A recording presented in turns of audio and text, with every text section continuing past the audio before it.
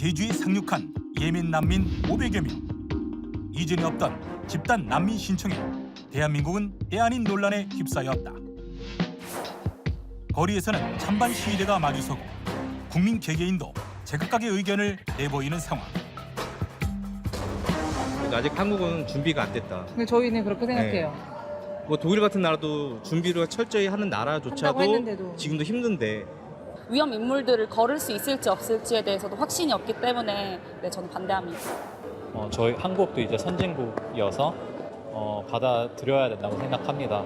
저는 인도적인 관점에서 받아들이는 게 좋다고 저는 찬성하는 입장입니다. 난민 수용에 대한 여론조사 결과는 낯선 이방인에 대한 불안이 우세한 상황. 국제사회 일원으로서 인도적 접근이 필요하다는 의견과 국민 안전을 이유로 난민법 폐지를 주장하는 의견까지.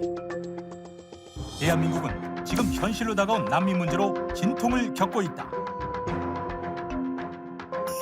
지구촌의 뜨거운 감자인 난민 문제가 갑작스레 대한민국을 덮친 상황. 우리는 과연 어떤 준비를 하고 있고 어떻게 대응해야 할까?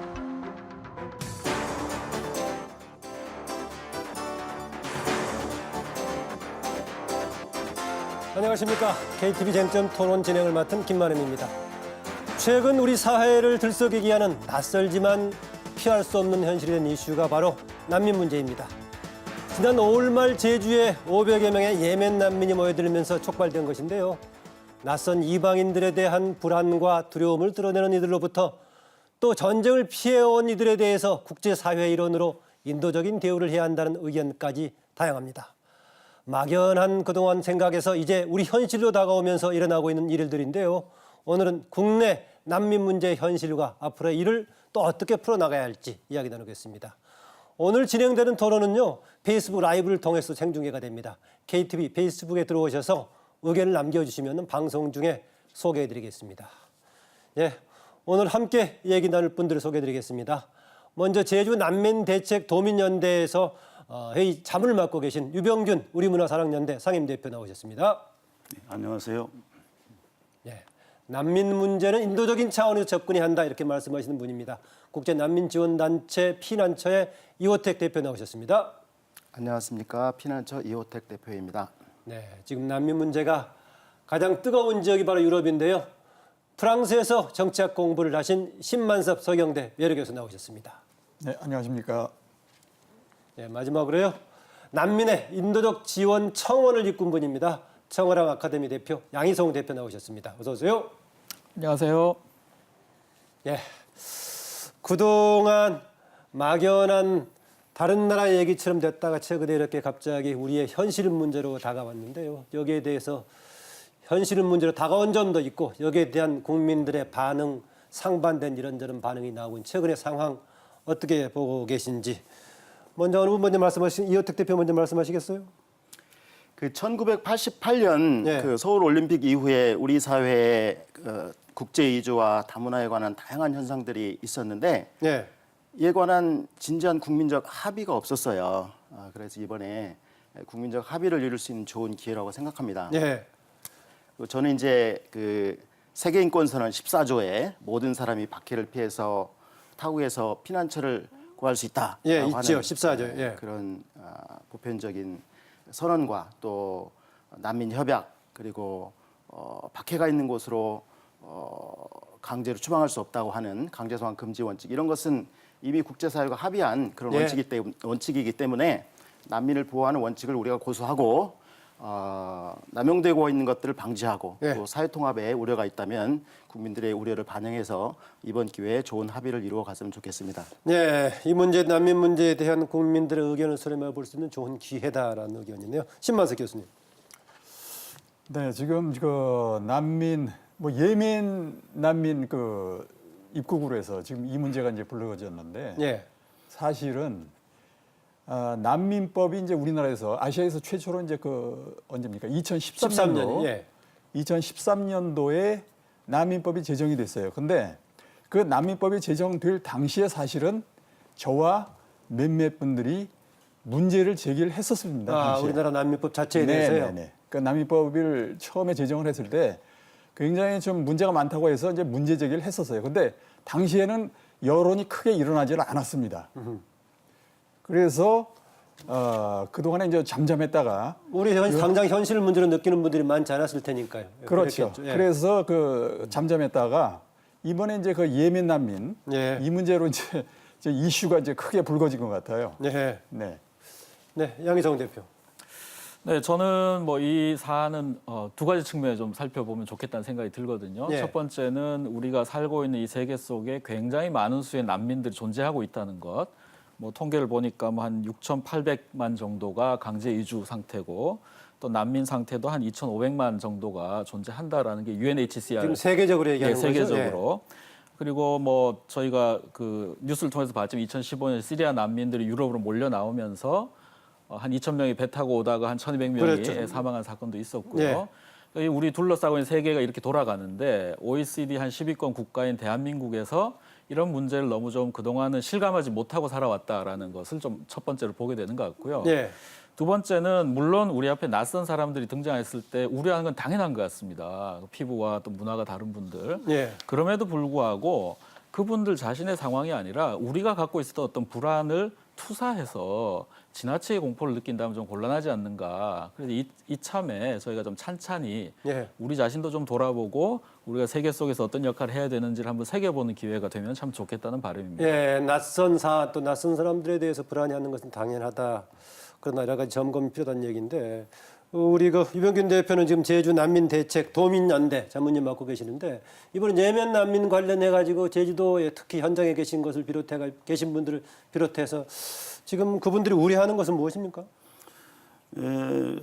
일단은 이제 뭐 유럽이 이주민이나 그 난민, 특히 무슬림 난민으로 인해서 그 지역 공동체가 개토화가 되고 슬럼화가 되고 그다음에 이제 뭐 그 난민들의 그 어떤 뭐 집단 행동, 예. 집단 폭동이라든가 여러 가지 이제 강력 사건, 범죄 이런 거를 이제 보면서 그 뭐 익숙하게 우리가 뉴스에 항상 이제 최근에 접해왔으니까 예. 그걸 보고 이제 갑자기 이제 제주도에서 이렇게 이번에 한 예멘 이제 무슬림 난민들이 한 뭐 수백 명씩 이렇게 몰려드니까 예.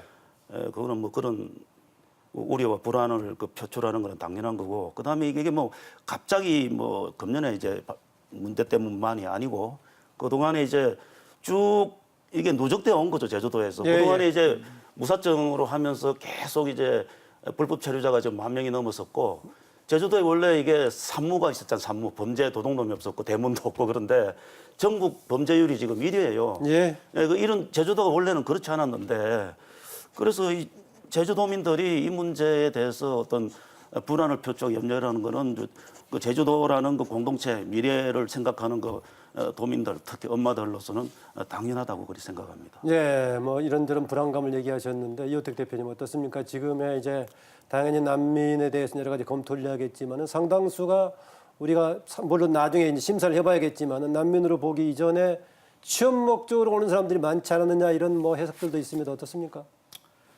물론 취업 목적으로 온 사람들이 있습니다. 예. 그리고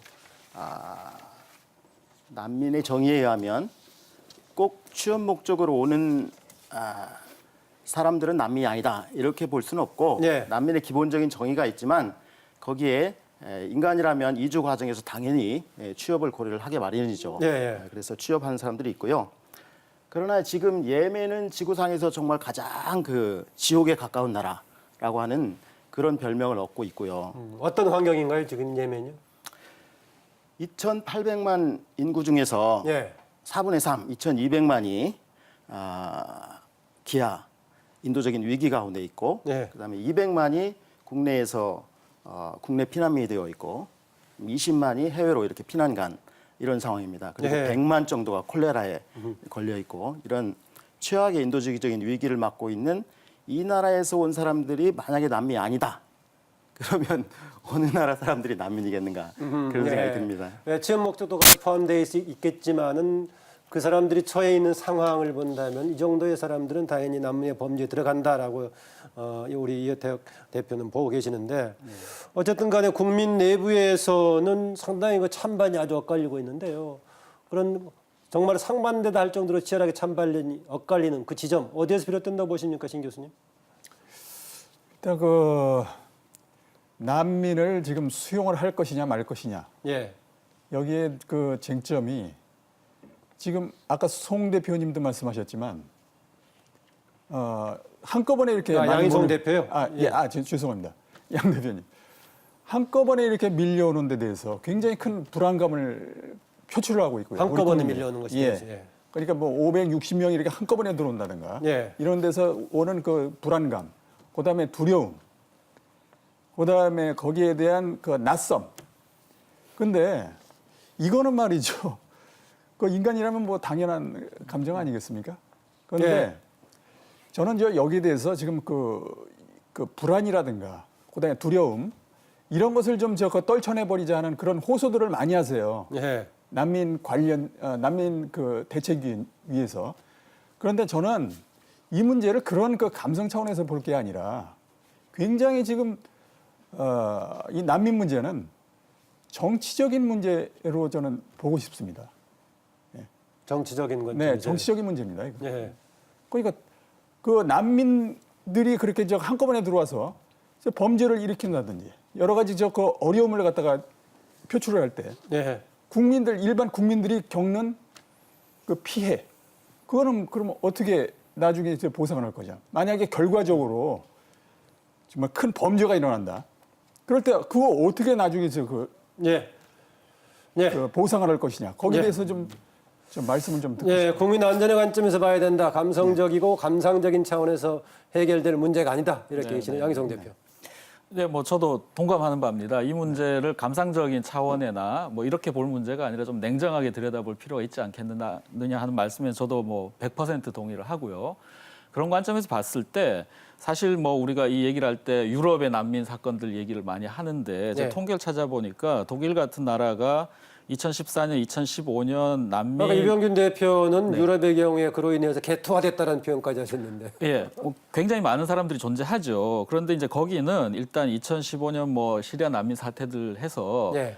난민 심사만 한 20만 건, 28만 건씩 이렇게 진행을 시키고 독일에서는 50만 명을 받느냐, 80만 명을 받느냐 하는 수준이었다는 거죠. 그러니까 이거는 사실 지금 우리가 지금 피부에 와 있는 현실이라기보다는 독일의 현실은 대규모 이민으로 인해서 난민으로 인해서 발생한 문제는 분명히 존재한다. 그거 인정해도 좋다 하는 거죠. 근데 한국 같은 경우에 지금 체류 외국인이 한 225만 명 정도로 이제 통계가 잡힙니다. 예. 그러니까 이 안에서 합법적으로 지금 등록된 분들 그렇죠. 얘기죠. 예, 예. 근데 그런 안에서 지금 사실 500명이라는 숫자가 당장 보면 좀 커 보이기는 하지만 사실 전체 한국 내 외국인 규모를 놓고 봤을 때 이 숫자가 적절하게 처리가 된다면 저는 뭐 한국 사회에 스며드는데 크게 문제는 없는 숫자가 아닌가. 예. 그런 면에서 우리는 이 난민들이 오는 것도 중요한데 우리가 지금 어떤 정도로 이 다양한 그 외국인들과 또 이 사람들과 살 준비가 돼 있는가. 예. 이걸 좀 잘 따져보는 기회를 삼는다면 이 숫자가 그렇게 공포스러운 숫자라기보다는 마치 우리가 이 얘기를 하다 보면 마치 한 조폭이 한 500명이 풀린 것처럼 같은 느낌으로들 말씀들을 하신 경우가 있는데 그거야말로 저는 좀 너무 정서적으로 과잉한 반응이 될 수 있다. 그런 우려가 있습니다. 네, 이병균 대표. 그래서 그 뭐 500명인데 그게 뭐 대수냐 이거야말로 굉장히 안일하고 좀 무책임한 생각이라고 생각합니다. 왜냐하면은 이번에 이거 예멘 집단 난민 신청한 500여 명을 우리 정부가 지금 어떻게 처리하냐에 따라서 이게 앞으로 이제 선례가 될 수 있는데요. 우리가 이 문제를 이제 예멘인들이 바라는 대로 우리 정부에서 이렇게 처리를 해서 방금 말씀하신 대로 뭐 우리 사회 그냥 전부 다 100% 500여 명이 그냥 흡수가 된다고 하고 그다음에 이제 난민법을 이제 이 문제점이 있는데도 불구하고 이제 개정을 안 하고 계속 유지를 한다면은 500명이 5,000명, 5만 명 되기는 순식간입니다. 그렇기 때문에 뭐 500명인데 어떠냐 이 인원 문제는 굉장히 좀 너무 이제 나이브하고 좀 안일한 생각이다라는 말씀을 드리고 그다음에 아까 뭐 신 박사도 말씀하셨지만은 자꾸 이제 그 인도주의적 원정주의적인 이런 이제 차원에서 난민을 우리가 뭐 무조건 받아야 된다. 국민들이 싫다는데 자꾸 그런 취지로 이제 강요를 한단 말이죠. 이거는 좀 문제가 있는 거예요. 국민이 싫다면은 안 해야 될 거 아닙니까? 이 나라 주인이 누굽니까? 국민 아닙니까? 난민을 위한 나라입니까? 이 나라가? 아니잖아요. 국민이 싫은데 왜 싫은 걸 왜 억지로 다 받아라 그러세요? 그거는 조금 잘못됐고 우리가 그런 부분은 우리가 주권적 차원에서 좀 냉정하게 생각해야 된단 말이죠. 네.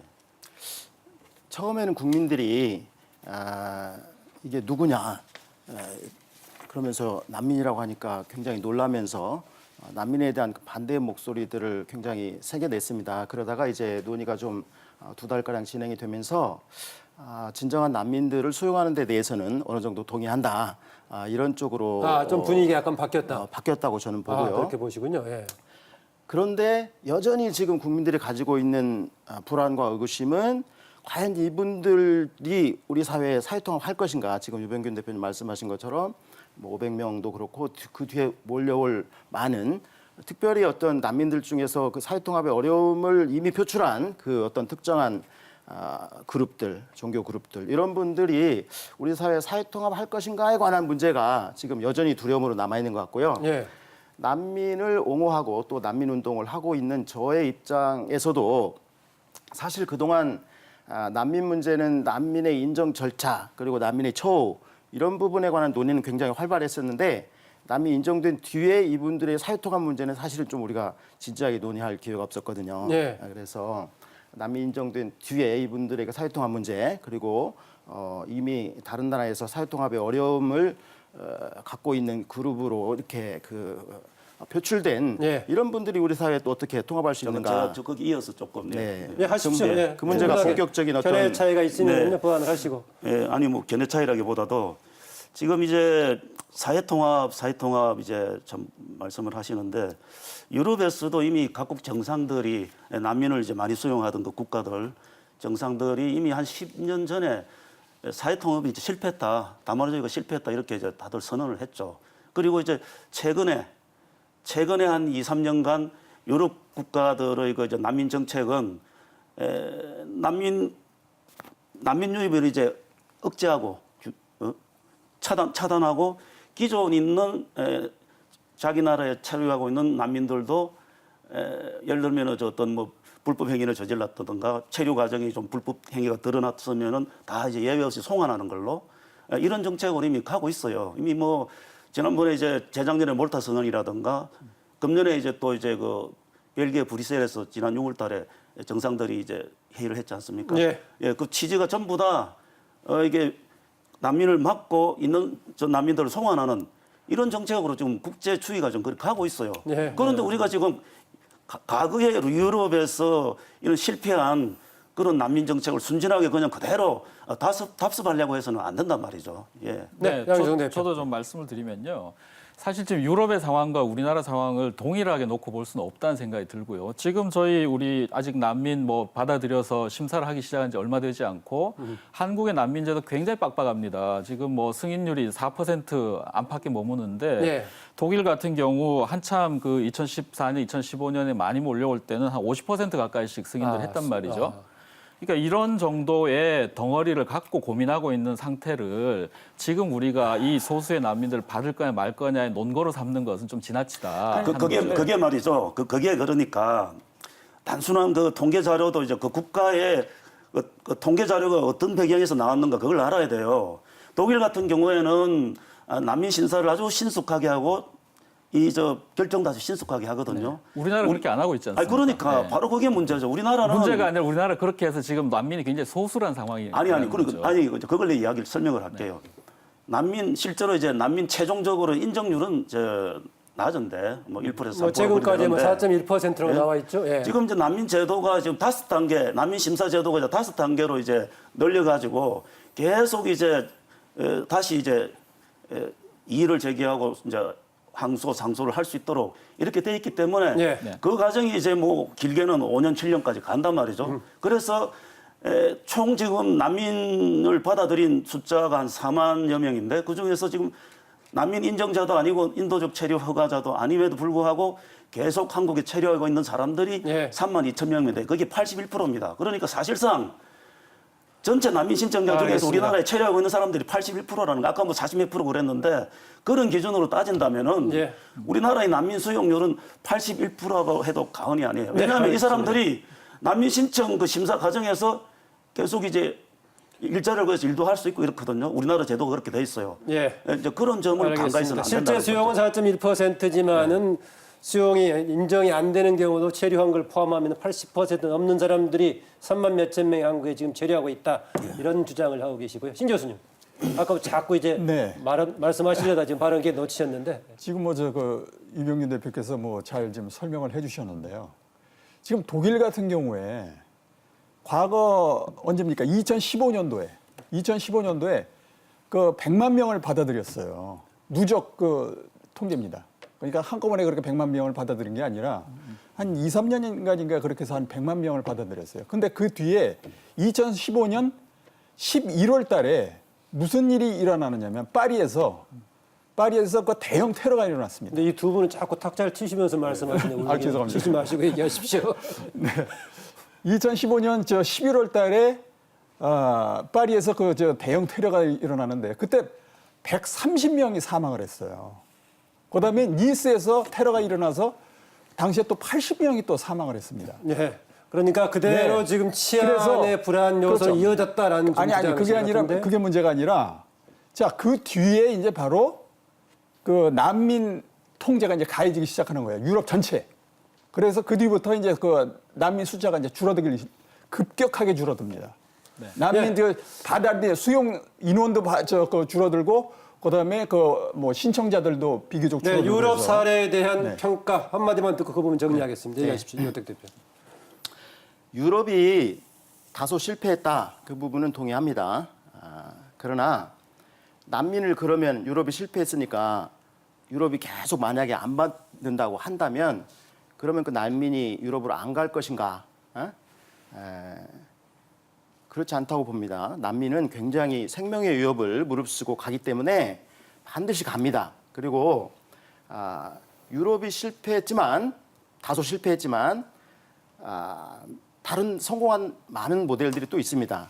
그래서 우리가 난민들을 배척하고 몰아내고 그런다고 해서 사회통합이 되거나 그런 게 아니고 우리나라 그 공동체를 지킬 수 있는 것이 아니고 어차피 받아야 될 분들은 보호해야 될 분들은 받고 그리고 어떻게 하면 우리가 같이 공동체로서 살아갈 수 있는지 그 부분을 연구하면 충분히 우리가 해결책을 찾을 수 있다고 봅니다. 네. 저는 여기 대해서 좀 예. 또 반론을 좀 드리겠습니다. 이호택 대표님 지금 말씀하신 것에 대해서 좀 반론을 하고 싶은 게 저는 지금 모든 지금 난민 관련 토론이 우리나라로 이렇게 집중이 돼 있어요. 예? 무슨 얘기죠? 네, 방송 지금 제가 토론을 갖다 주의깊게 여러 지금 방송을 봤는데 예. 우리나라 그 문제로만 딱 국한이 돼 있습니다. 난민 지금 문제가. 유럽 사례를 지금 그런데 얘기를 그게 하셨는데, 아니라 예. 왜 난민을 지금 한국만 받아들이느냐. 그건 문제입니다. 예. 옆 나라 일본도 있고 또 중국도 있습니다. 그런데 그 두 나라는요, 거의 지금 난민을 받아들이지 않고 있습니다. 일본 같은 경우에 지금 난민 수용률. 예, 난민 수용률이 지금 0.1%예요. 우리나라 아까 4%라고 그러니까 세계적으로 상당히 낮다고 그랬는데 일본은 아예 거의 없습니다. 그다음에 중국 같은 경우에도 그 넓은 나라에 그다음에 소위 G2 국가라고 하는 나라에 난민 지금 받아들이지 않습니다. 근데 유독 지금 한국만 그 사이에 끼인 한국만 예. 그리고 두 나라보다도 우리가 경제력이라든가 알겠습니다. 군사력, 국력이 사실 정말 객관적으로 보더라도 한국이 훨씬 낮은데도 왜 이 난민을 갖다 우리만 이렇게 동북아시아에서 우리만 받아들여야 되느냐? 여기에 대해서 좀 깊이들 양희성 대표가 좀 얘기해 주셔야겠네요. 왜 부담 있는 문제인데 왜 우리만 유독 이렇게 수용을 많이 해야 되느냐. 이런 그러면 우리가 일본이나 중국 보고 난민을 받으라고 요구를 할 때 우리는 어떤 자격에서 그 말을 할 수 있을까요? 아니 왜 자격이 없습니까? 아니 그럼 우리만 받아야 된다는 아니요. 무슨 그러니까 국제적인 우리가 이렇게 받고 구체적인 무슨 있으니 원칙이라도 당신들도 있습니까? 받으시오라고 얘기를 할 수 있어야 마땅하지. 우리 받기 싫으니까 당신들이 받으시오라고 할 수는 없지 않냐는 거죠. 저는 그렇게 생각 안 합니다. 저는요. 두 나라는 그렇게 얘기한다고 해서 받아들일 나라가 아닙니다. 그러니까 제 해결책은 여기에서 해결책은 이게 진짜 그 해결책이 될지는 모르겠는데 보조를 맞춰야 된다는 거예요. 중국과 일본과 보조를 맞춰야 되고 저쪽에서 안 하면은 우리도 굳이 그렇게 따라갈 필요는 없습니다. 그리고 삼국이 공동으로 이건 어쨌거나 국제적인 문제 아니겠습니까? 우리나라만의 문제가 아니잖아요. 그러니까 삼국이 공동으로 협상을 해서 유럽 같은 경우는 이제 EU라는 그런 체제가 이제 만들어져 있으니까 예. 거기에서 26개국이 서로 협의를 합니다. 할당제까지 하고 있어요. 강제 할당제까지. 예. 예? 서로 어느 나라 그러니까 GDP라든지 그다음에 인구 규모라든지 공감하는데요. 네, 거기 그거에 따라서 배분을 하고 있어요. 강제 배분을 하고 있는데 공조하는 거는 찬성인데 네. 그 이야기가 시작되기 위해서는 지금 우리 문제부터 먼저 좀 제대로 다룰 필요가 있다. 저는 그래서 거죠. 그것도 저는 반대합니다. 그럼 이 문제 안 그러면 다루고 좋습니다. 나머지는 그러면 진 어떻게 얘기를 교수님께서는 하죠? 현재 그런 문제 국제적인 차원에서 해결하기 전에 현재의 제주도에 들어와 있는 문제는 어떻게 하자는 얘기입니까? 그러니까. 아니 이거는 지금 현재 들어와 있는 사람들이니까 네. 일단 우리 난민 절차를 위해서 그렇죠. 절차에 따라서 그건 이 단계에서는 네. 의견 없어 보입니다. 네. 그런데 그렇다면 현재 진행되고 있는 상황을 좀 놓고 좀 얘기해 보죠. 지금 기본적인 입장의 차이는 있었는데 특히 불가피하다면은 이것은 우리나라만이 꼭 감당해야 될 문제가 모르겠는데 감당해야 된다면은 다른 나라하고 같이 공조해서 해야 된다. 또 심지어 아까 쿼터제까지 얘기하셨는데요. 뭐 그런 기본적인 차이, 어떤 부분은 또 의견수렴도 가능해 보이긴 합니다만은 일단 제주에 왔던 예멘 난민 신청자 관련 좀 질문 드리겠습니다. 현재는 제주도를 떠날 수 없도록 조치가 돼 있죠. 그 조치에 대해서는 이호택 대표 어떻습니까? 적절한 조치라고 보십니까? 난민 네트워크 내에서는 사실 제주도를 떠날 수 없도록 한 그 조치에 대해서 좀 비판이 있었습니다. 그런데 근데 무사증의 대상 영역이 제주도죠, 지금. 네, 저는 개인적으로는 무비자 지역에 들어왔기 때문에 무비자 지역에서 심사를 마치는 것이 합당하다고 생각해서 네. 저는 찬성했습니다. 뭐 다른 분 어떻습니까? 양 네, 대표님도. 저도 현재로서는 출도 제한 조치 안에서 이 문제를 일단 푸는 것이 중요하다고 생각을 합니다. 예. 그런데 뭐 어쨌든 뭐 여기에는 이견이 없어 보이네요. 어떻습니까? 더 다른 조치가 필요하다고 보십니까? 근데 제주도가 좀 부담을 지시게 되는 거죠. 아니 이제 뭐두 분은 그래도 다른 난민 운동하시는 분보다도 좀 합리적인 생각을 하시네요. 네, 의견 수렴이 가능하다고 보시나요? 예. 그 무사증으로 들어왔기 때문에 출도 제한이라는 거는 당연한 거예요. 네. 제주도로 들어오면서 출국해서 그 도장을 꽝 찍어줍니다. 네. 무사증이니까 이 제주도 내에서만 체류하라는 거죠. 그거를 아니, 무사증으로 들어온 사람이 이제 수도권 올라오면 비자를 이제 따로 받아야 되는 거죠. 당연한 겁니다, 법적으로. 네. 그거를 뭐 인권 침해니 뭐니. 아니 그러니까 제주도에 있기 싫으면은 자기 나라로 다시 돌아가면 되는 거죠. 네. 그걸 자꾸 왜곡해가지고 우리 정부에서 뭐 크게 무슨 인권 침해라로 한 듯이 이걸 왜곡해서 자꾸 그걸 확산하는 거는 굉장히 잘못된 거죠. 최근에 취업 관련 조처가 좀 추가로 법무부 장관 명의로 좀 나온 게 있지 않습니까? 어떻습니까? 그 내용은 어떻게 나왔었죠? 지역에서의 조금 뭐 난민법에 의하면 네. 그 난민 심사가 6개월보다 더 장기화되면 네. 이제 취업을 체류 자격 외 활동 허가의 방식으로 취업을 허가하도록 돼 있는데 네. 난민법의 뭐 모법이라고 할 수 있는 출입국 관리법에는 출입국 관리 그 법무부 장관이 모든 체류 자격과 활동 허가를 할 수 있도록 돼 있는 거거든요. 네. 그래서 출입국 관리법 20조인가 거기에 지금 의해서 허용 가능성을 남겨두는 발언을 법무부 장관이 했던 것 같은데 거기에 대한 찬반이 일고 있는 것 같아요. 어떻습니까? 그건 심사 마치기 전까지는 허용이 안 돼야 된다고 보십니까? 허용이 안 됩니다. 그리고 이제 그거를 무슨 이제 예외 조항이니 6개월 이내에 그 취업 허가를 할 수 있는 예외 조항이라고 이렇게 또 외국에서들 이야기를 하는데 법무부에서는 이제 뭐 그렇게 이제 변명을 했는지 모르지만은 그 출입국 관리법의 그 체류 자격 외 활동이라는 거는 난민 신청을 해가지고 6개월 이후가 됐을 때 체류 허가를 취업 허가를 해주잖아요. 취업 활동 네. 허가를 네. 바로 그 조처가 이제 거기 해당한다는 거지.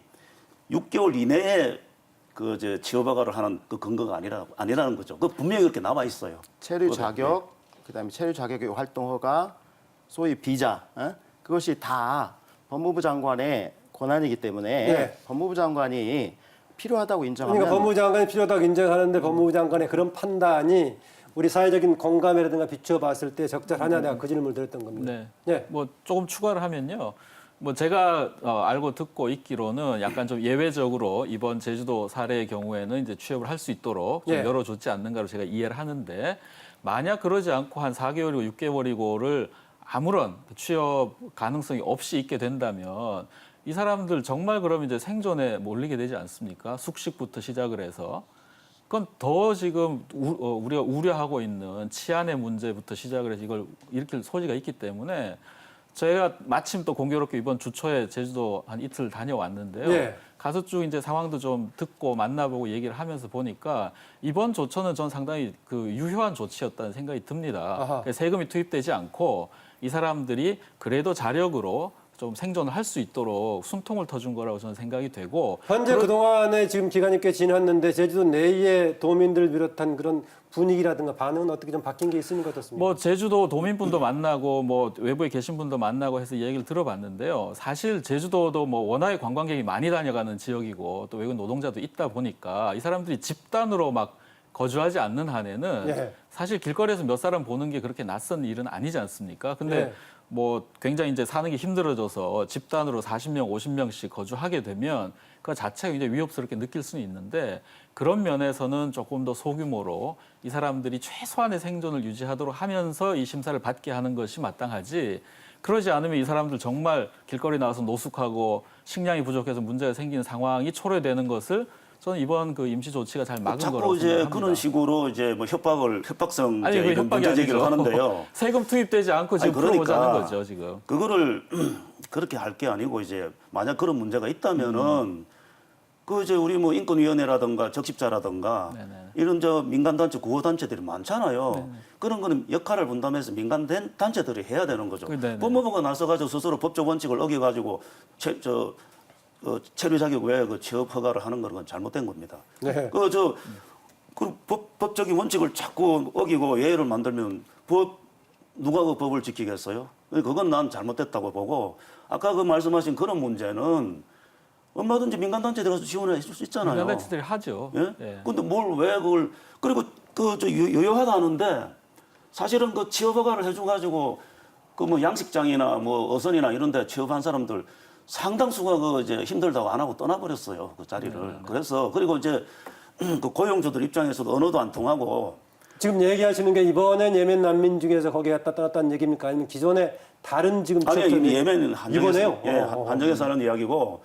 그다음에 말입니다. 일을 하다가 하루에 뭐 몇 번씩 그냥 뭐 기도해야 된다면서 머리 땅에 쳐박고 이렇게 엎드려 있고 아주 미치겠다는 거예요 업주들이. 그래서 이제 그런 거는 이 사람들이 이제 취업을 하더라도 우리 한국 문화에 좀 적응을 하고 우리 언어도 습득한 다음에 취업을 해야 고용주 입장에서도 이제 일을 시킬 수 있지 않겠어요. 지금은 이제 취업을 할 그런 단계가 아닙니다. 지금. 네, 이호택 대표.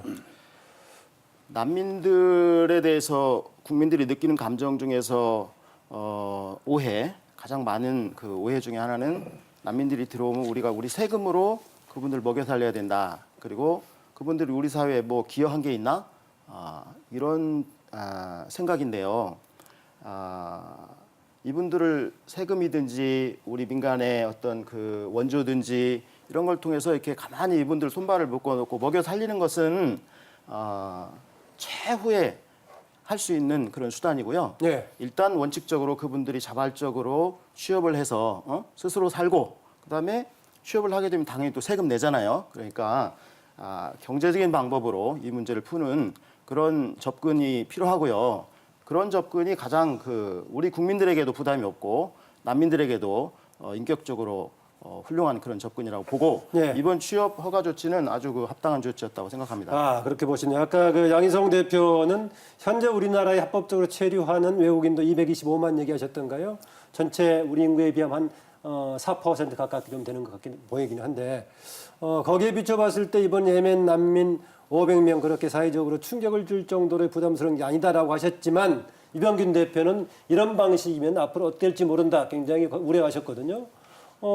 아까 우리 이호택 대표는 그동안에 논의가 안 됐지만은 최근에 바로 이런 좋은 계기를 삼아서 국민의 공론장을 만들고 수렴하는 계기로 만들자 했는데 논의가 진행되는 과정 속에서 조금 의견이 모아지는 것 같습니까?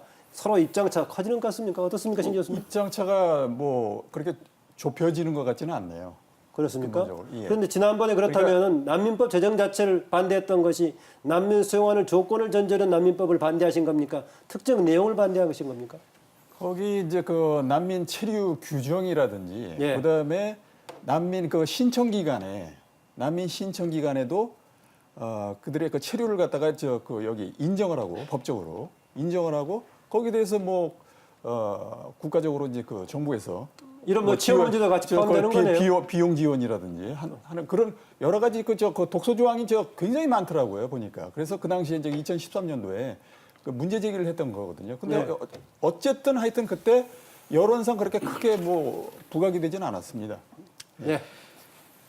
그 아까도 말씀드린 대로 우리가 난민을 안 받아들이고 싶다 이렇게 한다고 해서 난민이 안 들어오는 게 아니고 무슨 국제화된 시대에 또 여행 이런 것들이 굉장히 활발하게 일어나고 있는 시대이기 때문에 쇄국 정책을 취할 수가 없습니다. 어차피. 그리고 난민들은 생명의 위협을 피해서 이렇게 가기 때문에 어디라도 뚫고 들어갑니다. 그래서 난민법을 폐지한다든지 난민제도를 없앤다든지 그렇다고 해서 이게 무슨 문제가 해결되는 게 아닙니다. 차라리 난민법을 통해서 합리적인 난민 인정 절차를 만들고 또 신속한 심사 절차를 만들고 어떻게 하면 이분들이 또 사회 통합할 수 있는지 이런 어떤 절차와 법을 만드는 것이 법치주의 국가의 이상이죠. 그러니까 이게 지금 막 너무 과격하게 이렇게 난민을 몰아내자든지 난민법을 폐지하자든지 난민 협약을 탈퇴하자든지 이렇게 지금 할 일은 아니라고 봅니다. 거기에 대해서 제가 반론을 할게요. 그래서 그 굉장히 잘못된 그 전제를 지금 설정하고 이제 논리를 전개하시는데 그 난민을 뭐 우리가 안 받아준다고 해서 난민이 안 들어올 사람들이 아니다. 우리가 안 받아주면 난민이 어떻게 들어옵니까? 우리 국가가 안 받아주는데요. 예? 뭐 억지로 뭐 저 총칼 들고 억지로 뭐 또 침략합니까? 우리 국가가 안 받아주면 안 들어오는 거죠. 그 다음에 이제 난민을 반드시 받아야 된다는 그 전제가 이제 뭐 난민 지금 국제협약이나 뭐 여기에 대한 저 국제법적인 저 의무를 자꾸 말씀하시는데 저는 근본적으로 지금 우리 저 난민 협약의 예안이 난민 문제 해결 프로세스, 국제적인 난민 문제 해결 프로세스가 아주 비경제적이고 소모적이고 잘못됐다고 생각해요. 지금 이제 왜냐하면은 난민을 근본적으로 이제 발생이 안 되도록 우리가 국제사회가 힘을 모아야 됩니다. 또 그거는 방치하고 어쩌면 이제 강대국들이 자기들 그 어떤 국가적인 이해관계 때문에 그걸 오히려 저 부추기고 방치하면서 뭐 무기 팔아먹고 뒷구멍에서 말이죠. 그 난민 발생해가지고 엉뚱하게 저 난민이 이동하는 경로에 있는 국가들 보고 난민을 받아라 그러고 방금 이제 이호택 대표께서 하시는 말씀대로 난민을 이제 받아야 된다는 이유로 자꾸 이제 그걸 강요를 하고 있는 거죠. 제가 뭐 강요라고 표현해가지고 조금 미안합니다만은 그런 논리로 가서는 안 되는 거죠. 우리가 국제사회가 이제 앞으로 새로운 그 어떤 난민 문제 해결을 위한 새로운 협약을 창설해야 된다. 저는 그렇게 생각합니다. 난민을 발생 안 하도록 우리가 현지화해서 국제사회 힘을 모아야 되고 이렇게 되는 거지. 난민 발생은 계속 이 저 강대국들이 부추기고 오히려 그 원인을 제공하면서 다른 나라 보고 난민 받으라고 되겠어요? 안 되는 거죠. 유병균 대표는 우리나라의 전제 난민 정책뿐만이 아니라 국제사회의 난민 대책도 방향 궤도를 수정해야 된다 이런 주장이시네요. 양희성 대표. 그 이상대로 이루어진다면 더할 나위 없이 좋을 거라고 생각이 되는데요. 사실 그 난민으로 지금 와 있는 사람들이 그 지역 사회랑 이런저런 이제 긴장이나 갈등이 생기는 문제를 저희가 예전에 이주 노동자들 처음 들어올 때도 우리가 겪었고, 그리고 또 탈북자들이 남한 사회에 들어올 때도 사실 비슷한 문제들을 이게 뭐 다문화 정책하고도 맞물려 있는 문제가 되는 거죠. 그래서 이 문제가 지금 대한민국이 개방적인 사회고 더군다나 이번에 제주도에 그렇게 오게 된 게 무비자 제도 때문에 그런 건데. 이건 우리가 관광부터 시작을 해서 어떤 면은 개방을 하기로 그렇게 했다가 벌어진 일이거든요. 그러니까 이걸 개방을 물리는 방식으로 과연 어디까지 우리가 막을 수 있는가 혹은 폐쇄할 수 있는가 완전히 그렇게 뭐 100% 꽁꽁꽁 다 묶을 수 없는 문제라면 우리가 이걸 받아들였을 때 우리 시민사회나 지역 안에서도 좀 이걸 다룰 수 있는 이 부분들이 좀 늘어나야 마땅하지 이게 완전히 상대를 없애는 방식으로 이 문제 해결될 거라고 우리가 볼 수 없어요. 난민이 이제 들어오는 거를 전제로 모든 저 문제 해결 방법을 이제 생각을 하고 있잖아요. 그러지 말고 이제 난민이 발생하는 지역에 가서 우리 군이 가가지고 이제 그 유엔 협조하에 그 평화유지군을 보내가지고 분쟁을 억제하고 난민을 보호하고 우리 민간단체 예를 들면 뭐 우리 저 이호택 대표님이나 양 대표님 같은 분들이 많이 있잖아요 우리나라에. 현지에 가가지고 난민들 도우고 우리 민간 기업들이 가서 지원하고 난민들도 남의 나라 객지에 가가지고 왜 고생하게 합니까? 자기 나라에서 열심히 살도록 우리가 도와주는 게 그게 최선이에요. 그렇지 않습니까? 저는 동감합니다. 그 성격은 다르지만은 지금 사실상은 난민 문제가 넓은 의미에서 보자면 우리나라의 지금 다문화 정책하고도 맞물려 있는데 유 대표님 보니까 현재 우리나라의 다문화 정책 일부에서는 상당히 우리나라가 다문화를 수용하는 데 대해서 폐쇄적인 태도가 아니냐 그런데 그렇게 보시지 않겠네요 보니까요. 폐쇄적이지 않죠. 너무 우리가 좀 요 한 몇 년간에 예. 한 10여 년간 뭐 이렇게 국민적 공감된 합의 없이 다문화 정책을 몰아붙인 그런 경향이 있습니다. 아, 그렇게 예. 보시군요. 그건 예. 뭐 따로 이제 기회가 되면 논의하겠습니다만은요. 우리가 지금 이제 페이스북 라이브를 통해서 계속 지금 생중계로 진행하고 있는데요. 관련해서 지금 우리 사회의 다양한 의견을 살펴보고 있는데요. 그 라이브를 통해서 시청하신 분들의 의견 들어와 있는데 그중에 몇 개를 좀 소개해드리겠습니다. 국민들도 그 라이브를 통해서 보고 계신 분들은 어떤 생각을 갖고 계신지 소개해드리겠습니다. 김계동님의 의견입니다. 제 생각은 그렇네요. 난민 결코 외면할 수 없습니다. 외면할 수 없다. 맞닥뜨려야 하는 문제다. 수용의 의미인지 아니면 뭔가 적극적으로 검토해야 된다는 적어도 그런 내용 같습니다. 예솔님이 주신 의견입니다. 사람은 인권이 있으니까 받아줘야 된다고 생각하지만 또 범죄를 생각하면 받아주면 안 될 것 같기도 하네요. 고민스러운 지점을 양쪽 다 의견을 주신 것 같습니다. 한성민님의 의견입니다. 국민의 동의가 반드시 필요합니다. 국민의 동의가 필요합니다. 그러니까 이미 법에 테두리에서 움직이더라도 국민의 공감을 받는 방향으로 결정을 해야겠죠. 어쨌든 간에 현재 우리가 처음 우리 현실로서 맞닥뜨리는 문제이기 때문에 서로 상반된 견해를 가질 수밖에 없어 보입니다. 커피 닉네임을 가진 분의 의견입니다. 과거에 우리는 어땠는지요? 그들을 포용하되 우선 난민법의 보완과 행정력의 투입이 선행되어야 한다고 봅니다. 과거에 그 우리 시절도 경험할 수 있겠죠. 우리가 국권을 잃었을 때가 있었죠. 잃었을 때 일제 때라든가 잃었을 때 우리의 상황. 또 국권을 잃은 상태는 아니지만은 문화적인 차원에서 우리가 변방의 문화가 돼가지고 서양이라든지 미국에 가서 겪었던 뭐 그런 경험도 물론 있긴 있을 겁니다. SNS를 통해서 들어온 국민들의 좀 의견을 살펴봤고요. 계속해서 이어가겠습니다. 아까 대개 나왔던 것이 현재의 기본적으로 난민에 관해서 어떤 시각을 갖고 있나 이 문제를 중심으로 얘기했었고요. 제주도의 지금 상황에 대해서 인식 조금 좁혀지고 있는 것인가 이런 얘기했었는데요. 그중에 하나가 아까 의견 나왔었지만은 난민 심사 과정을 통해서 보완하자 이런 얘기 있었는데 현재의 대개 난민 심사에 대한 뭔가 보완이 필요하다는 의견인데 제가 그동안에 알기로는 보완이 필요하다는 얘기가 서로 상반된 관점에서 나오고 있는 것 같습니다. 조금 더 엄격하게 해야 된다는 쪽과 그동안에 너무 조금 엄격하게 해가지고 수용률이 낮았던 견해가 있는데 심사 절차에 대한 보완, 유병균 대표 어떻습니까? 그 심사 절차를 아까 말씀드린 대로 5단계로 이렇게 늘어뜨려 가지고 난민이 안 돼도 체류할 기간을 늘려주는 꼴이 된다. 예. 그리고 이제 브로커나 이제 가짜 난민들이 이걸 이용해서 원래 자기들 목표인 와서 실제로 브로커가 얼마나 작동합니까? 많습니다. 지금 뭐 요즘 이제 예멘 사태 때문에 이제 뭐 국민들이 관심이 높아지니까 이런 걸 많이 이제 인터넷에서 이제 검색을 해봐요. 그러면 뭐 해외 그 사이트에 이걸 제주도로 이제 난민들 모집해서 이제 데리고 들어오는 그런 광고도 나오고 있고요. 어떻습니까? 이호택 대표 현재 활동을 하셨으니까 브로커들을 통한 난민을 빙자한 이렇게 국내 체류하려는 목적의 브로커들이 활동하는 게 좀 있습니까? 아니면 특수한 사례입니까?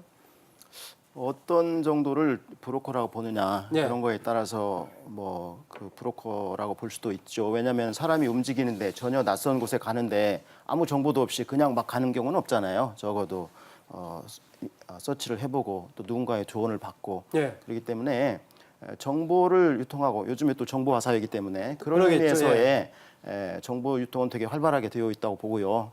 그러나 조직적으로 그 인신매매 성격의 또는 어떤 경제적인 목적의 브로커들은 물론 브로커 시장이 큽니다. 네. 국제 이주에 있어서. 그러나 지금 예멘 난민 같은 경우는 그런 징후는 별로 보지 못한 것 같습니다. 많이 나타나고 있어요. 예멘과 관련해 가지고. 그리고 이제 SNS 많이 나타나고 있어요. 저는 사실 96년부터 이 탈북자 구출 활동을 했습니다. 예. 그래서 지금도 북한 인권 증진 자문위원으로 활동하고 있는데 혹시 돈벌이 수단으로 브로커하는 분들이 있기는 하죠. 탈북 관련해서도 사실은요. 지금 옆으로 빠지는 것 같습니다만. 네. 그런데 하여튼 또 절박한 상황에 있는 그 난민들은 네. 누군가의 도움을 받지 않을 수 없기 때문에 그런 분들을 다 브로커라고 하면 또 브로커겠습니다만은 하여튼 성격을 봐서 헤아려야 된다 뭐 이런 얘기네요. 브로커들이 뭐 없다고 볼 수는 없고요. 그러나 모든 브로커의 활동을 또 악하다고 보기도 좀 어려운 그런 예민한 문제네요. 네, 좋게 그런데 말하면 가이드네요. 브로커가 아니고. 뭐 성격을 좀 감안해서 봐야 된다는 얘기인데요. 양성 대표님 어떻게 지금 심사 절차 관련해서 문제를 제기하고 있는데 아까 유 대표께서는 네네. 절차를 5단계나 주면서 실제로 난민으로 수용될 가능성이 없는 사람들한테 6, 7년까지 장기 체류할 기회만 만들어준다. 사실상의 국내 체류하게 만든다. 뭐 이런 얘기이신데. 네. 뭐 그런 내용들은 사실 충분히 더 토의해서 보완이 필요한 보완할 수 있는 문제로 생각을 하고요. 네. 예를 들어서 이번에 예멘에서 이렇게 오신 분들이 말레이시아를 거쳐서 왔다고 얘기를 하고 있지 않습니까? 말레이시아에서 허락된 어떤 그 기간을 더 이상 이제 그걸 넘길 수 없기 때문에 오신 경우들이 많다고 얘기를 들었는데, 그러니까 우리나라에서도 이 심사를 거치고 혹은 어떤 면에서 인도적 체류가 어디까지 가능한가 하는 건 사실 나라에서 정하는 문제거든요. 난민 수용 다음 단계 인도적 체류를 허용하는 게 또 있죠. 그렇죠. 네. 그러니까 그 상황에서 사실 우리가 난민 인정은 굉장히 비율이 좀 낮은 편이고 네. 그거보다 조금 더 허락해서 인도적 체류 뭐 이런 이제 제도들이 그게 있는 한 뭐 건데 7%가량 되는 거죠. 뭐 그런 것 지금 우리나라. 같습니다. 예. 근데 이게 뭐 하염없이 늘어지는 것에 대한 그런 어떤 국민들의 우려나 불만이 있다면 그거는 제도적으로 보완을 하면 되는 충분히 문제라는 검토해 볼 수 있는 거죠. 사안이다. 그건 5단계로 기한이 늘어져 가지고 당연히 자격이 이건 안 되는 논의할 수 장기 있는 체류하게 사안이라고 된 보고요. 것이고. 예. 네. 제가 그 난민 심사 부분에 관해서는 오래전부터 이제 난민 지원 단체 하고 있어서 네. 좀 드릴 말씀이 많은데 일단은 심사를 신속하게 하고 정확하게 하는 것이 이상입니다. 그러나 심사를 신속하게 하는 것도 한계가 있는 것이 자칫 잘못해서 생명의 위협이 있는 사람들을 그냥 막연하게 돌려보내면 그 사망, 네. 생명을 잃을 수 있는 그런 상황까지도 초래할 수 있기 때문에 신중하게 하고 또 난민을 돌려보낼 때는 과거에 어떤 일이 있었는가를 심사해서 판단하는 게 아니라 만약에 이분을 돌려보내면 본국에서 박해가 일어날 것인가라고 하는 미래의 가능성에 대한 그 판단입니다. 그래서 그것을 예측하기가 쉽지 않기 때문에 되게 신중하고 또 시간이 좀 오래 걸리는 거죠. 그래서 네. 원칙적으로는 신속하게 심사하는 게 원칙이지만 또 일정한 한계가 있습니다. 그리고 또 자료를 외국에서 또 미래에 일어날 상황에 대한 자료를 제출해야 되기 때문에 네. 자료를 제출하는 데도 한계가 있고 그래서 난민 신청자에게 유리한 해석의 이익을 부여하는 것이 난민법의 원칙이죠. 그러나 이런 것들 때문에 사실 심사 기간이 장기화되고 또 여러 단계를 거치게 되고 또 여러 가지 난민들의 그를 보호하기 위한 그 문턱을 낮춰놨기 때문에 네. 그 낮은 문턱으로 많은 사람들이 또 막 들어와서 남용하는 그런 문제가 말씀하신 대로 있습니다. 두 가지 상반된 목적을 어떻게 절충할 것인가 그렇죠. 과정이 하네요. 그렇죠. 그러니까 이호택 대표는 난민 신청자의 어려움을 감싸는 방향으로 가급적이면 해야 된다라면서도 또 문을 너무 개방했을 때 함부로 오는 거 어떻게 할 것인가 그렇죠. 둘 다 남용에 대한 걱정하시는데 방어책도 바로 필요합니다. 이렇게 문턱을 갖다가 낮췄을 때, 그 심사 문턱을 낮췄을 때 이제 나타나는 것이 그걸 이제 악용하는 그 사람들, 부류들이 이제 생겨난단 말이죠. 악용 방지책 필요합니다. 그러니까 불법 체류자들 있잖아요. 국내에 지금 있는 불법 체류자들이 이러한 그 난민 심사의 그 늘어지는 그 기간, 요걸 이용을 해가지고 여기 불법 체류자들이 난민 신청을 지금 하는 그 숫자들이 지금 상당수입니다. 지금 이제 이호택 대표께서도 일반적으로 들어왔다가 불법 체류 불법 체류 상태에서 예. 이 난민 제도의 그 굉장히 느슨한 이 성격을 보고 근데 난민들의 경우도 1단계로 들어왔을 때는 불법 체류 상태가 되는 거 아니겠습니까? 대체로 초기 단계는요? 뭐 그런 그렇지 문제도 않습니다. 있고요. 처음에 들어와서 예. 그 난민은 난민 신청 절차가 진행되는 동안 한국에 체류하는 근데 것은 불법 체류자였다가 난민 신청하는 사례들이 적지 않다라고 얘기하시는데 그건 사실입니까? 그럴 수도 있습니다. 왜냐하면 이분들이 과거에 그 박해를 받아서 피해 온 사람도 있지만 네. 여기에 있다가 돌아가려고 하는 순간에 앞으로 돌아가면 위험하다라고 하는 그런 상황이 발생하는 경우도 있기 때문에 네. 아니 꼭 그런 사람이 아니고 안타깝지만 뭐 그런 불법 사람이 체류 중에 아니더라도 여기서 신청하는 이제 경우도 있을 수 있죠.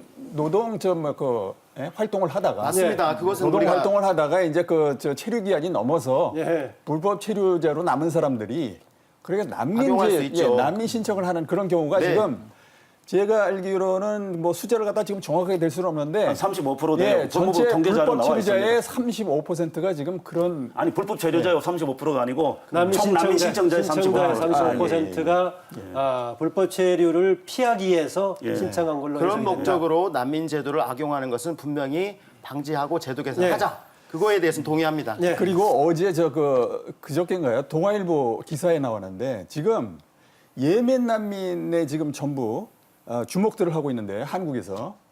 근데 또 다른 지금 난민이 또 난민 문제가 또 발생할 뭐 동계올림픽 관련 아니야. 그게 아니라 지금 인천공항에 예. 이집트 지금 난민 신청자들이 지금 100명, 200명 단위로 지금 거기서 머물고 있다고 지금 얘기를 들었어요. 터미널에서 나오지 않고 있다는 나오지 겁니까? 않고 거기서 지금 난민 신청을 하고 있는데 거기도 지금 일방적 무사증 제도를 적용을 받고 예. 있는 나라입니다. 근데 예. 우리나라에서 이집트를 갈 때는 비자를 갖다가 받고 가야 돼요. 근데 이집트에서 한국에 올 때는 무비자로 올 수가 있습니다. 예. 그래서 그 이집트 무비자로 여기 온 사람들이 인천공항에서 지금 난민 신청을 갖다 하고 있는데 그 숫자가 또 만만치가 않아요. 근데 예. 그 사람들이 이제 관광 목적으로 이제 들어왔다고 하면서도 나중에 심사대에서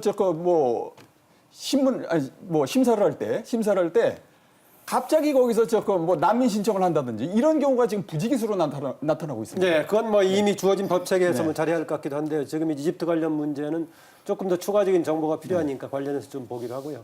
뭐 참고로 말씀드리자면은 아까 무비자의 경우에 상호 호의적인 원칙에 따라 사는 것이지만은 우리나라가 국제적으로 비자 없이 갈 수 있는 아마 세계에서 굉장히 유리한 3위 정도에 해당되는 나라이긴 하니까 우리나라 국제적으로 대우를 받고 있는 것은 좀 분명해 보입니다. 근데 어쨌든 간에 주어진 체계라든가 법의 개선도 필요하지만은 현재의 지금 우리 난민 심사를 담당하는 부처의 전문서이라든가 인력 자원의 문제는 어떻습니까, 양 대표님? 이제 난민 관련해서 난민 보호라든지 인권이라든지 이런 또 법적으로 네. 처리를 하시는 분들 얘기를 들어보면 일단 이제 언어의 문제라든지 통역이 필요하지 않습니까? 네. 다양한 나라에서 오면 그래서 통역할 수 있는 사람들의 인력이 부족하고 또 실제로 심사하신 분 숫자 자체가 굉장히 적기 때문에 네. 이 굉장히 이제 장기간에 걸쳐서 이 진행될 수밖에 없는 구조적인 문제가 있다. 그 점이 장기 체류 또 하나의 배경이 되긴 그렇죠. 하겠고요. 그래서 이제 아까 말씀하신 것처럼 이 전체 심사 기간을 단축하는 것이 사실은 뭐 찬성을 하든 반대를 하든 어느 쪽이든 이 기간을 단축하자라는 기간 길어지는 주요 요인에 같아요. 해당되나요? 인력 자원의 문제가? 현재로서는 그런 것 같습니다. 지금 예. 대기가 굉장히 길고 굉장히 이제 오랫동안 시간이 걸리고 하는데 이것이 빨리 좀 판단이 돼서 처리가 된다면 예. 그 난민들이 뭐 어떤 경우에는 또 떠나야 될 분들은 너무 장기간 머물지 않고 빨리 결정을 하고 떠날 수도 있는 문제고요. 예. 또 우리가 받아들여야 될 분들이라면 너무 오랜 기간 고생하지 않고 한국 사회에 또 정착할 수 있도록 또 길을 열어주는 것이 마땅한데 제도 자체에서 너무 오랜 시간을 소모하고 있다 보니까 아마 뭐 찬성이든 반대든 모든 분들이 거기에 대해서 좀 문제를 느끼는 것 같습니다. 일단 이번에 제주 예멘 난민 문제 불거지니까 법무부에서 이번에 인력 증원하겠다. 또 심지어는 뭐 난민 심사를 전담하는 심판안도 신설하겠다라고 하면은 제도적인 차원에서 많은 보완 효과가 있을까요, 신 교수님 어떻습니까? 보완 효과는 있겠죠. 그런데 저는 별로 난민 심사 직원을 갖다 지금 지원을 한다고 그래서 과연 지금 상황이 좀 개선이 될까 저는 좀 의문스럽습니다. 근본적인 정책적인 시각이라고 보십니까? 예. 일단 난민법이 하루빨리 개정이 되든지 아니면 제 개인적인 입장은 저는 폐지를 하는 게 옳다고 봅니다. 아까도 말씀드렸지만 지금 일본 같은 경우는 그러면은 폐지됐을 경우에 난민 협약에 따른 일반적인 우리나라 입장에서 그냥 적용하면 되는 그런 입장을 가져야 그렇죠. 되는 얘기인가요? 종전처럼 이제 국제난민협약과 출입국관리법이 있으니까. 네.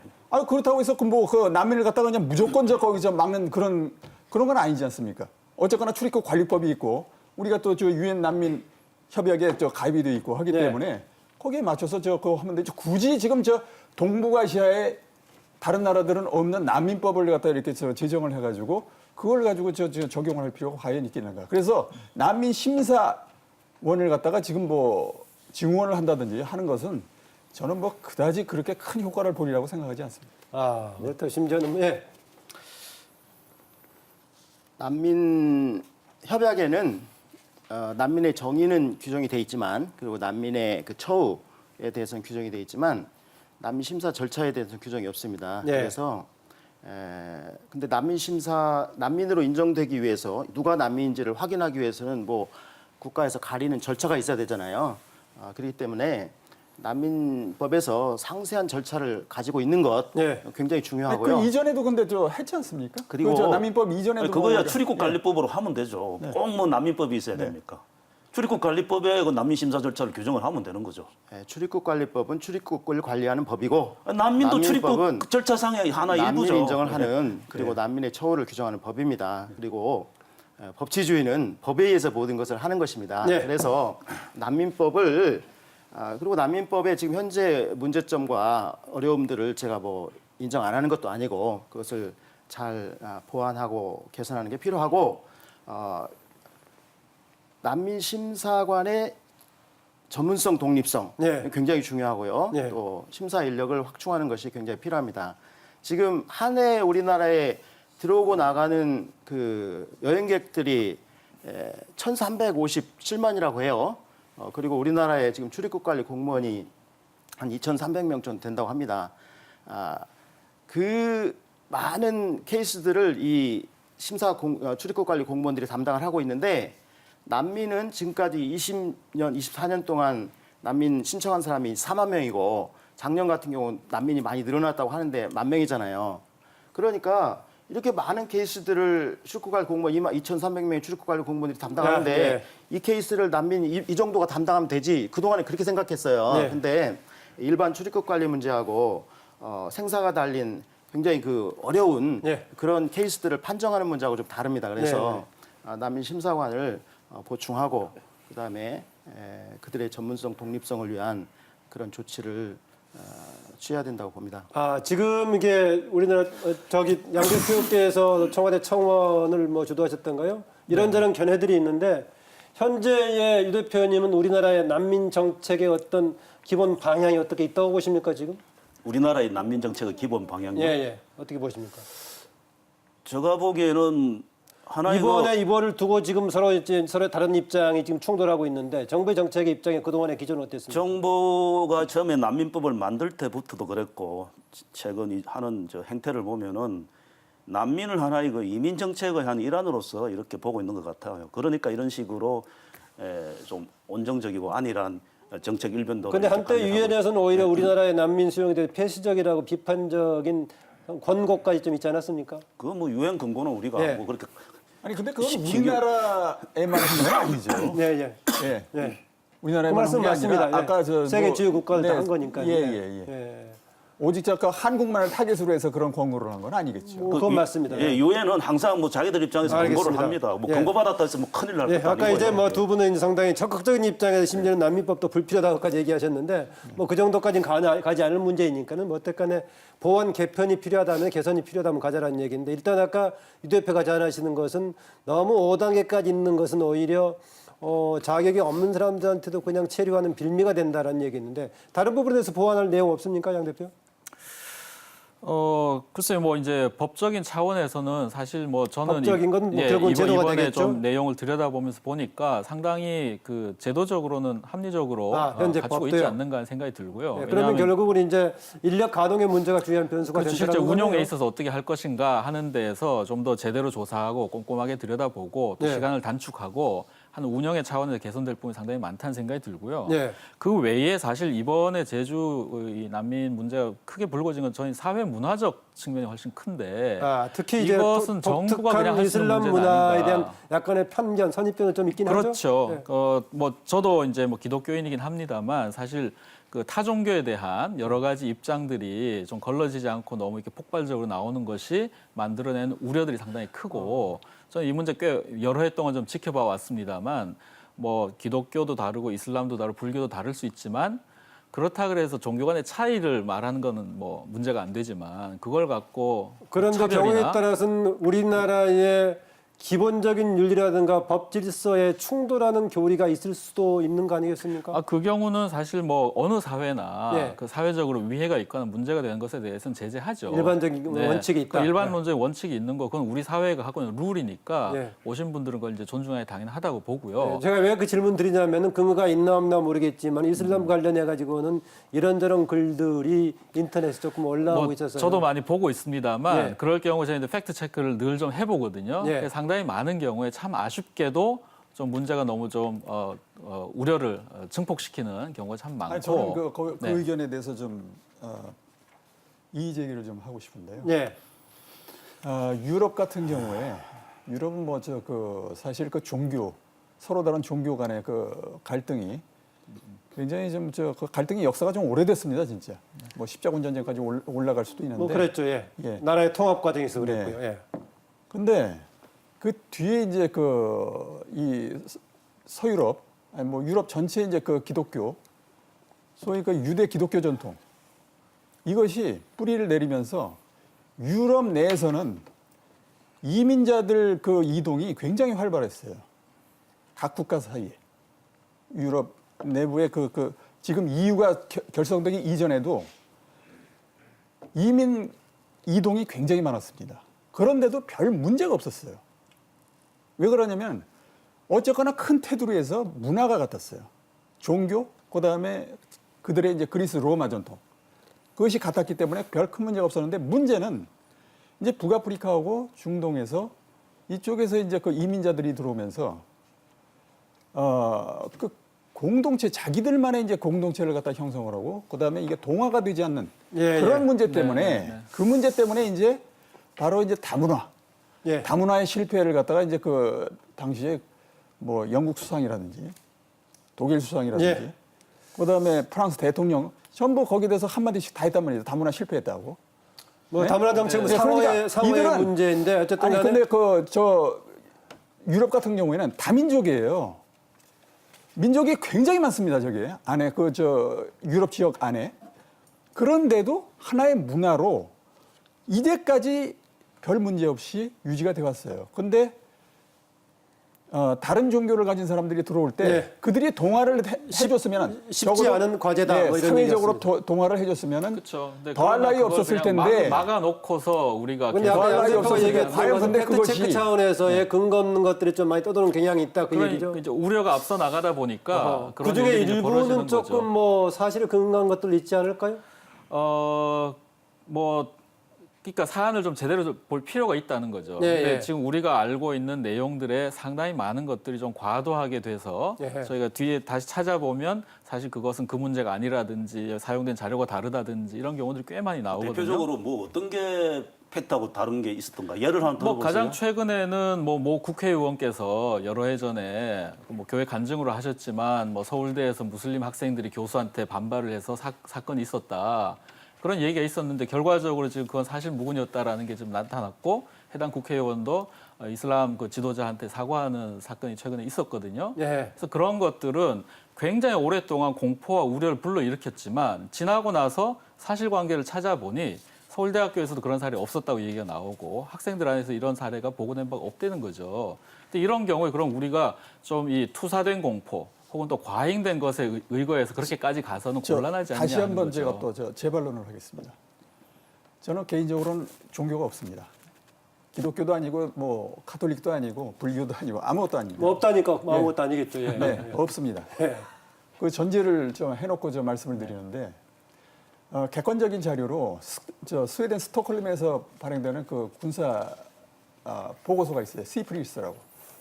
거기에 보면은 전 세계적으로 이 내전이 일어나는 나라들 그 내전의 원인이 뭐냐 하면은 서로 다른 민족, 그다음에 서로 다른 종교 이것이 80%를 갖다 차지한다는 객관적인 통계가 나와 있습니다. 근데 종교가 다르면 예. 필연적으로 그래서 전쟁이 당연히 뭐- 발생하지는 그러니까 않죠. 그런 지금 네.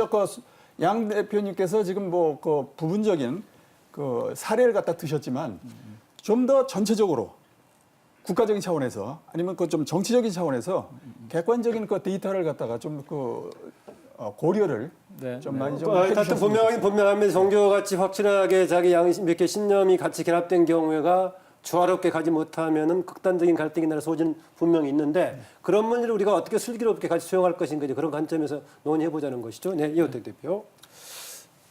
이번 논의가 난민제도 지금 난민 심사 예, 절차를 그렇습니다. 심사를 어떻게 개선할 건가 예. 그 문제에서 지금 이슬람 문제로 넘어왔는데 두 가지가 다 이번 논란에서 굉장히 우리가 정리해야 될 그런 과제입니다. 심사 제도가 이번 기회에 조금 더 물론 난민법 제정 당시에 그런 것까지 예상해서 다 했으면 좋았겠지만 하여튼 구체적으로 절차를 좀 간소화시키자라는 얘기가 나왔고요. 또 어느 부분에 대한 개선이 필요하다고 보십니까?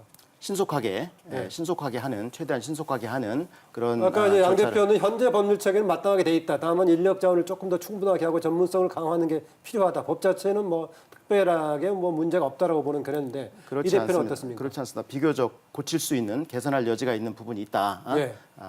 조금 개선하면 신속하게 되어질 수도 있다. 아하, 법 체계가 자체가요? 예. 그래서 예를 들면 난민 신청에 아무런 제한이 없습니다. 물론 난민 신청은 박해 우려가 있는 사람들이 난민 신청하는 건데 네. 이런 거에 대해서 처음부터 증명해야 되는 게 아니고 일단 신청을 하게 되면 접수를 해야 되고 접수를 하게 되면 아까 말씀하신 그런 프로세스가 계속 진행이 됩니다. 그래서 신청을 남용할 소지가 있는 거죠. 문턱이 너무 낮은 거죠. 네. 그래서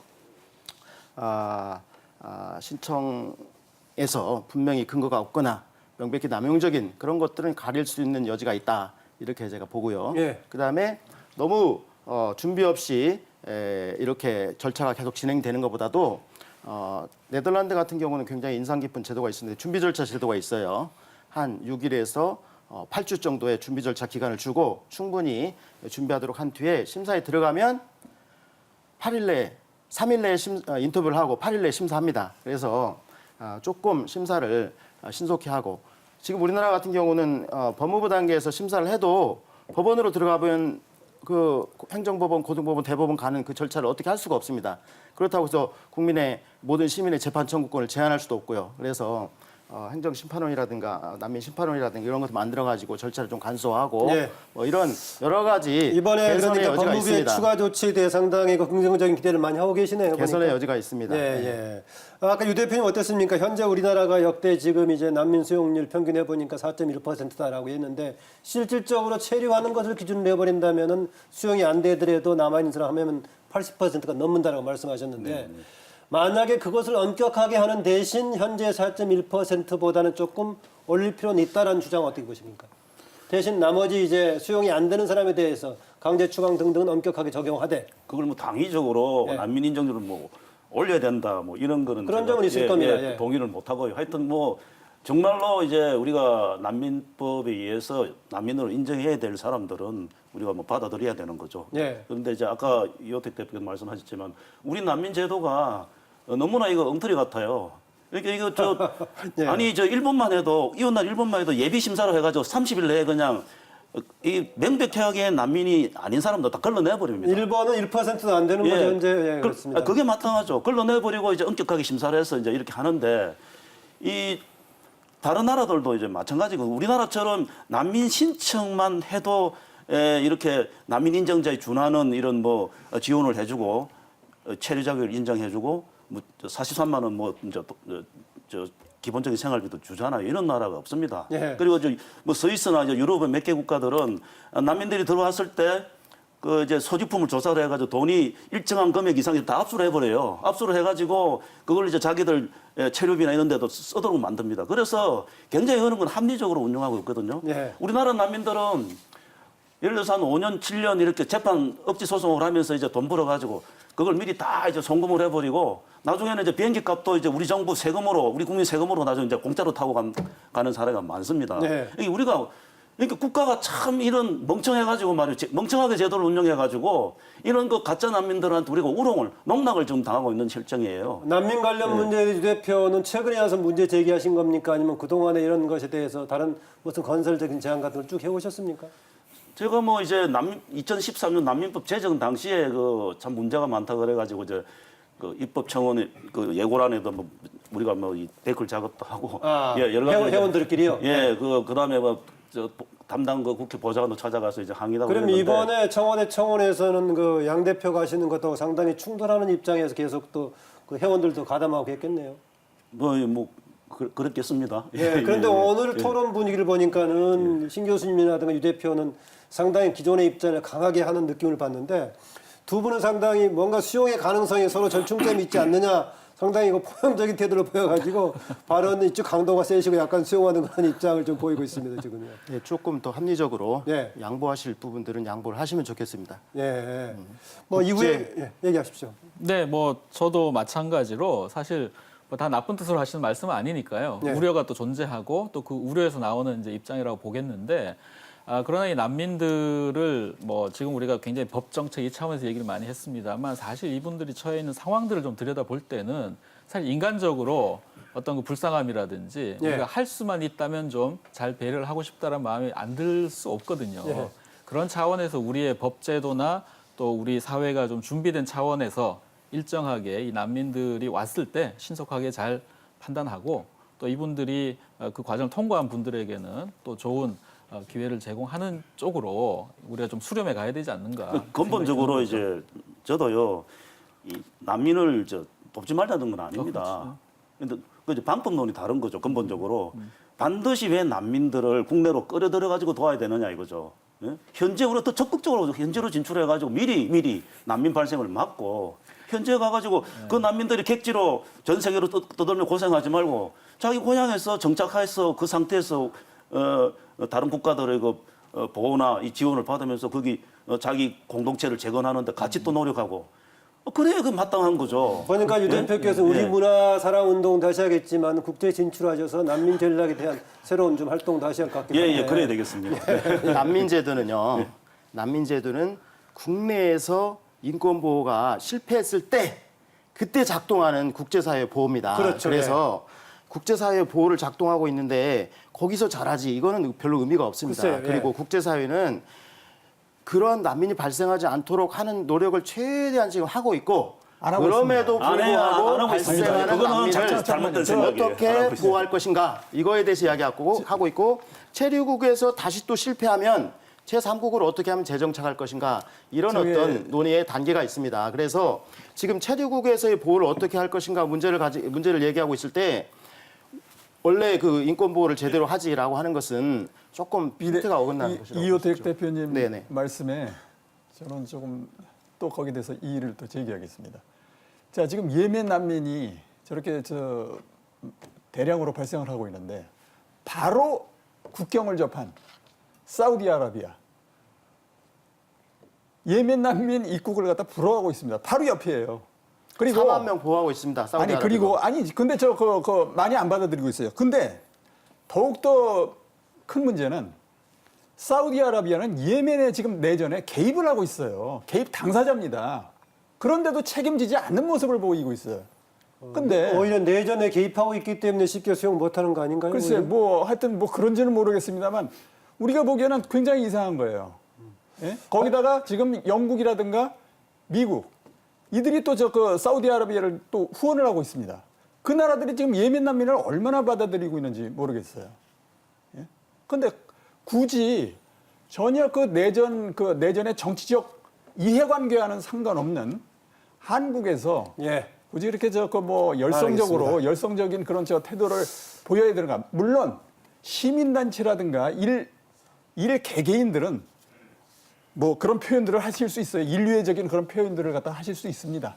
하지만 적어도 정치권, 정부에서는 좀 더 냉정한 입장을 갖다 좀 보여야 되지 않을까. 제가 아까 유 대표께 현재 그동안의 우리나라의 난민 정책에 대한 기조를 제가 질문을 드렸었는데 아까 몇 분께서 그동안은 우리나라가 남의 문제로만 생각해왔다. 직접적인 문제로 최근에 느끼고 있다. 그래서 중요하게 국민들의 의견을 서로 뭔가 조화롭게 절충하는 그런 시기가 돼야 되지 않겠냐 했는데 이미 기존의 정책에 대해서도 너무 원정주의적이다라고 보고 있는 반면에 또 한쪽에서는 너무 난민 수용에 대해 폐쇄적인 입장이었다. 다양한 견해가 있습니다.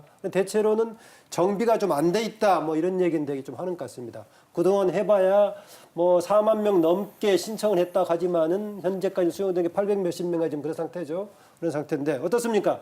심지어는 이번에 제주도 관련해가지고 비자 얘기까지 나오고 있는데요. 쉽게 쓰는 용어로 노비자, 무사증 제도에 관해서 검토가 필요하다라는 얘기인데 제주도의 경우는 특별자치도는 다른 여러 가지 행정적인 또 산업 경제적인 요소를 고려해서 하는 것이기 때문에 이 문제를 가지고 제주도에 대한 외국인의 무사증 제도를 재검토해야 된다. 이런 주장하기는 좀 무리 아닌가 어떻습니까? 그렇죠? 그러니까 주로 이제 관광 문제, 이런 문제인데 관광 활성화를 반드시 무사증으로 해야 관광 활성화가 되는 것이냐 저는 그런 의문을 갖고 있습니다. 검토가 필요하다는 얘기군요. 예, 그렇죠. 아니 관광 활성화를 위해서는 우리가 관광 인프라를 투자를 해서 잘 정비를 하고 그다음에 관광상품 서비스를 개발해서 이렇게 하면은 무사증 비자를 받고라도 얼마든지 오죠. 왜 하필 무사증을 해야 관광활성화가 된다고 이렇게 생각을 하는 겁니까? 나는 그 발상 자체가 잘못됐다고 생각하고. 그러면 그 얘기를 만약에 제주도의회 가서 말씀하시면 제주도의회에서는 뭐라고 할까요? 뭐 나름대로 이제 무사증으로 덕을 보는 사람들은 반대하겠죠. 예. 거기 주로 이제 뭐 이런 그런 이해관계가 관련된 사람들은 반대한다고 저는 생각합니다. 제가 질문을 드렸을 때는 뭐 여러 가지 산업 경제적인 요인까지 감안하자면 쉽지 않은 제안 같다라고 했었는데 유 대표는 그럼에도 불구하고 무사증 제도에 대한 재검토가 필요하다는 견해시네요. 네. 어떻습니까, 양 대표는 그런 문제 무사증 입국은 그 제주도가 판단을 할 문제라는 생각이 들고요. 예. 사실 그 제도랑 난민 문제가 뭐 이번 경우에는 그냥 사용이 된 거지 뭐 악용이 됐죠. 악용이. 예. 그런 문제이기 때문에 그거는 이제 다른 여러 가지 요소를 고려해서 무사증 할 거냐 말 거냐는 그냥 결정을 하면 정책적 차원의 판단 문제라는 생각이 들고요. 네. 그것과도 별개로 사실 난민 문제는 또 벌어질 수 있는 거기 때문에 그걸 잘 담당할 수 있는 법과 제도. 그래서 저는 특별히 아까 이제 정부 정책이나 이런 말씀 많이 해주셨지만 이번 사실 청와대 청원이나 이런 데 보면 국민 여론이라든지 이런 면에서 우리가 같이 좀 토론해야 될 부분이 훨씬 좀 크지 않는가 그 생각이 좀 듭니다. 네. 이호택 대표 오늘 뭐 하고 싶은 얘기 중에서 못했던 말 마무리 발언으로 한마디 주시고 대충 정리할까 합니다. 처음에 난민 문제 시작했지만 결국은 이제 이 사회통합 문제로 논의가 갔습니다. 그래서 난민 중에 일정한 난민 그룹들이 우리 사회에 과연 들어오면 이분들이 사회통합할 것인가라는 문제에 대해서 그 국민들이 상당히 우려를 가지고 있습니다. 그런데 이제 그 동안에 그러한 우려들이 뭐 일부는 이제 혐오나 차별이다 또는 포비아다 네. 이런 이유로 좀 억눌렸던 측면도 있고요. 그래서 그러나 이번에 분명히 확인된 것은 사회통합 문제가 굉장히 중요하다 네. 이렇게 생각이 되기 때문에 사회통합의 방안에 대해서 그 진작에 더 고민하고 네. 우리 사회에 수용되는 난민들이 적어도 우리 사회의 질서와 가치 이런 것들을 존중하겠다고 하는 약속, 네. 그런 보장, 의무 이런 것들도 좀 강조해야 되지 않을까 싶습니다. 네, 신 교수님까지 마무리 발언 짧게 좀 뭐 주문하고 싶은 말 한 30초 정도 주시죠. 그 중국의 고사성어 중에 송양지인이라는 고사성어가 있죠. 있어요. 예. 예. 그 무슨 뜻이냐면 어리석은 대의 명분을 내세우거나 불필요한 그 인정, 동정을 베풀어 가지고 상대방에게 오히려 엄청난 피해를 당하는 예. 그런 내용의 그 고사성어인데 정말 저는 아까도 말씀드렸지만 개인이라든가 시민단체 차원에서는 여러분들 같은 발언을 하실 수 있어요. 하지만 정부는 좀 더 국가적인 차원에서 그다음에 국제 관계 속에서의 한국 정부로서 좀 더 냉정한 시각을 좀 가져줬으면 하는 바람입니다. 오늘 뭐 네 분 수고하셨습니다. 사실 항상 하다 보면은 초반에는 무슨 얘기 할까 하다가 나중에 좀 불이 붙기 시작하면 또 시간이 또 마무리돼 가던데 오늘 뭐 네 분 여기서 마무리를 해야 할 것 같습니다. 수고하셨습니다. 아무쪼록 오랜만에 우리 현실 문제로 다가왔는데 의견을 수렴해서 국민의 공론을 좀 모으는 방향 쪽으로 좀 갔으면 합니다. 수고하셨습니다. 네, 감사합니다.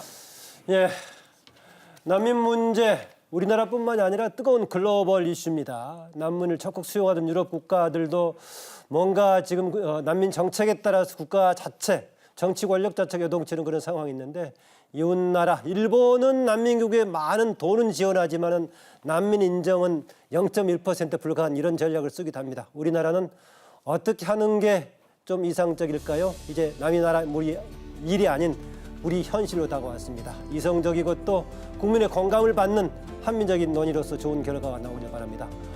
오늘 쟁점 토론 여기서 마치겠습니다. 고맙습니다.